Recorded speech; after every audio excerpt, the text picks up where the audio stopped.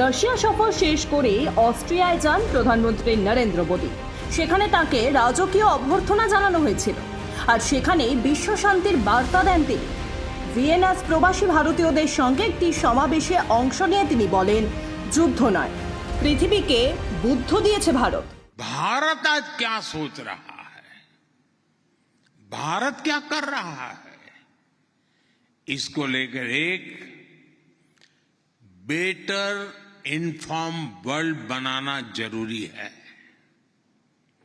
Bharat 1/6 humanity को represent करता है और ग्लोबल ग्रोथ में भी करीब करीब इतना ही कंट्रीब्यूट कर रहा है। हजारों वर्षों से हम दुनिया के साथ नॉलेज और एक्सपर्टाइज शेयर करते रहे हैं। हमने युद्ध नहीं दिए,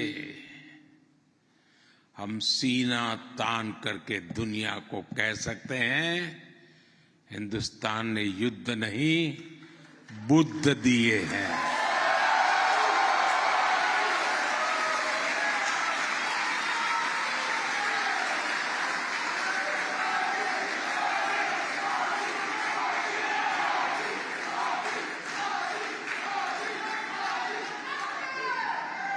जब मैं बुद्ध की बात करता हूं तो इसका मतलब है कि भारत ने हमेशा पीस और प्रॉस्पेरिटी ही दी है। इसलिए 21वीं सदी की दुनिया में भी भारत अपनी इस भूमिका को सशक्त करने वाला है। ভিয়েনায় মোদীকে দেখতে ভিড় জমায় বহু মানুষ। প্রধানমন্ত্রী মঞ্চে উঠতেই মোদী মোদী রব ওঠে। সেখানে লোকসভা নির্বাচনের কথাও উল্লেখ করেন তিনি। साथियों, आज दुनिया के लोग भारत के इलेक्शन के बारे में सुनकर हैरान रह जाते हैं।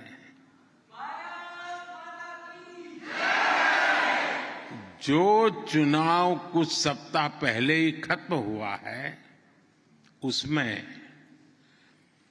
650 मिलियन से ज्यादा लोगों ने वोट डाले हैं।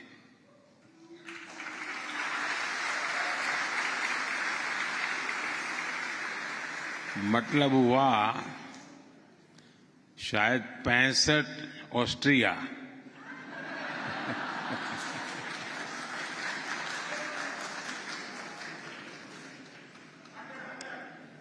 और सोचिए, इतना बड़ा चुनाव होता है, लेकिन कुछ ही घंटों में चुनाव के नतीजे क्लियर हो जाते हैं।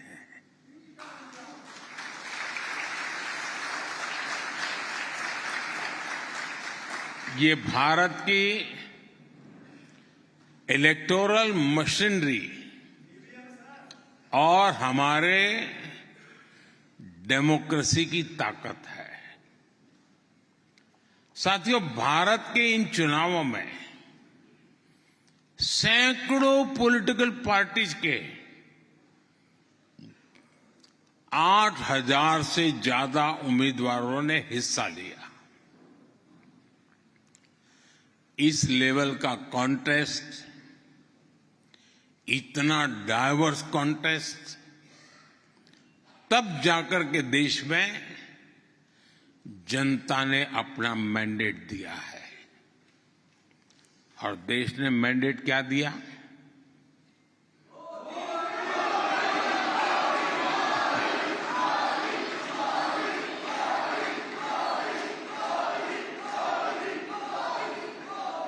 साठ साल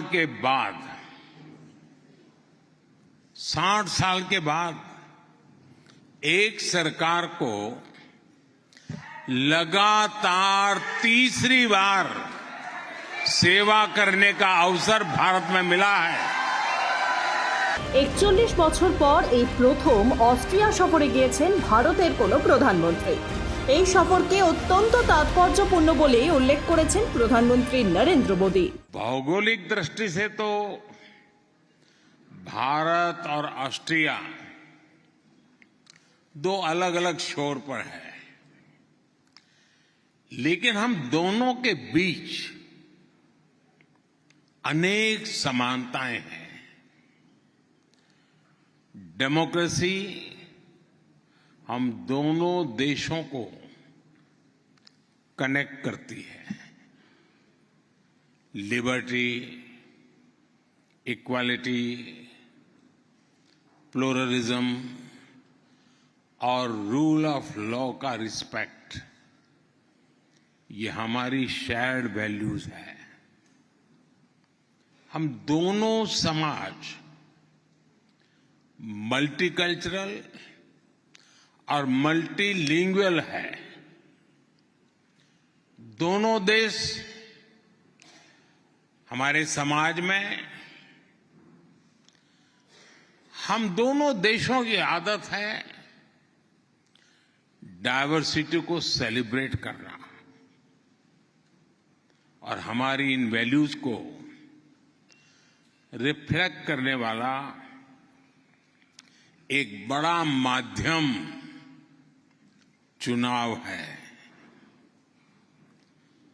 ऑस्ट्रिया में कुछ महीनों के बाद चुनाव होने वाला है, जबकि भारत में हमने अभी